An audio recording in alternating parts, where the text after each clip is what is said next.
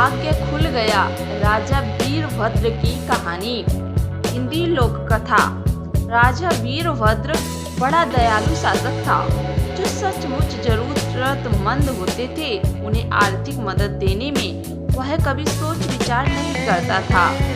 जैसे जब कोई नया व्यापार आरंभ करना चाहता था अथवा कोई अपने परिवार को लंबी तीर्थ यात्रा पर ले जाना चाहता था अथवा कोई बहुत दिनों से रोगग्रस्त रहता था और चिकित्सा के लिए धन का अभाव हो जाता था, तब वह निसंकोच उसकी मदद कर दिया करता था। आश्चर्यचकित कि वे सभी राजा के पास वापस जाकर कृतज्ञता पूर्वक कहते कि उनका नया व्यापार बढ़ रहा है, कि उनके परिवार ने अनेक तीर्थ स्थलों के दर्शन कर देवताओं के आशीर्वाद लिए अथवा कि वह अब रोग मुक्त हो गया और जीवन निर्वहन के लिए काम करने योग्य है। राजा को यह देखकर प्रसन्नता होती थी कि समय पर दी गई उनकी मदद से वांछित परिणाम मिल गया, लेकिन उसे एक बात का दुख रहा करता था।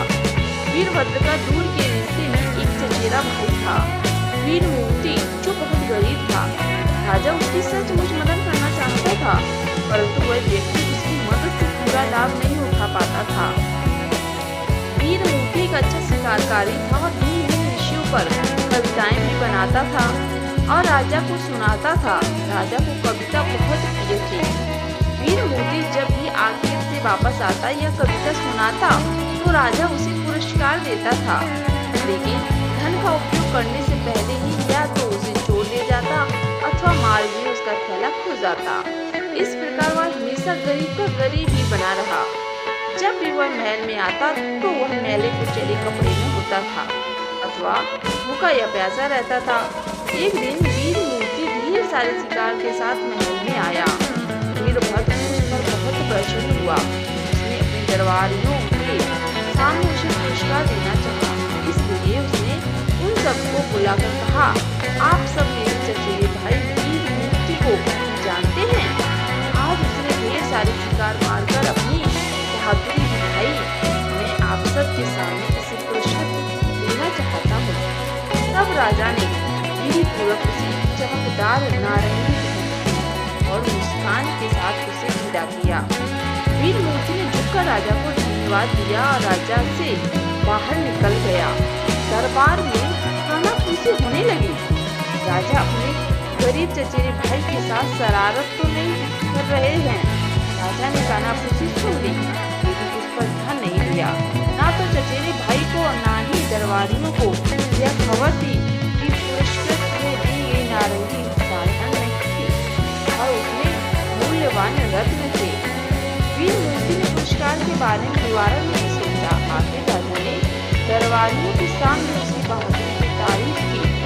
उसके लिए यही बहुत बड़ी बात थी। मामूली नारंगी से यह कहीं अधिक बड़ा पुरस्कार था। उसे वह अपने थैले में डाल घर की ओर चल पड़ा। मार्ग में उसे एक बिच्छू मिला। उसने अपना कटोरा उसके सामने बढ़ा दिया। वीरमूर्ति के पास पैसे नहीं थे, इसलिए उसने थैले से नारंगी निकाली और भिखारी के कटोरे में डाल दी। तुम्हें भूख लग रही होगी, इसे खा लो, यह कहकर वीरमूर्ति चलता बना। बिच्छू यह देखकर आश्चर्य करने लगा कि नारंगी असामान्य रूप से भरी है। वह बहुत चमकदार थी, इसलिए उसे राजा के पास ले जाने का उसने निश्चय किया। पहरेदारों ने राजा की दानशीलता को जानते हुए बिच्छू को महल के अंदर जाने दिया। जब वह दरबार के अंदर गया तो राजा ने उसे बड़े आदर के साथ बैठाया। बिच्छू ने सुनहरी नारंगी निकालते हुए कहा, महाराज, कृपया इस गरीब बिच्छू का उपहार स्वीकार करें, किंतु इसके साथ मेरा आशीर्वाद है, चिरंजीवी भव। नारंगी को देखते ही वीरभद्र जान गया कि उसका अभागा भाई नारंगी का मूल्य समझ नहीं सका।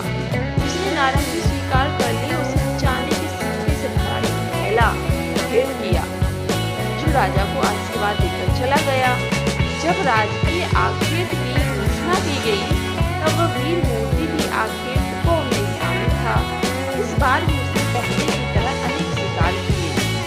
राजा ने पुनः उसे पुरस्कार में नारंगी दी।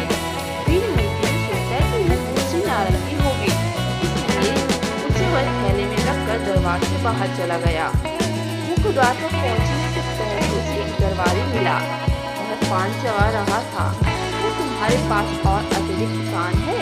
मैंने पूछा। उसने पान के बदले दरबारी को नारंगी दे दी। दरबारी ने दबी हंसी के साथ उसे स्वीकार कर लिया। वह जानता था कि उसे वह क्या करेगा।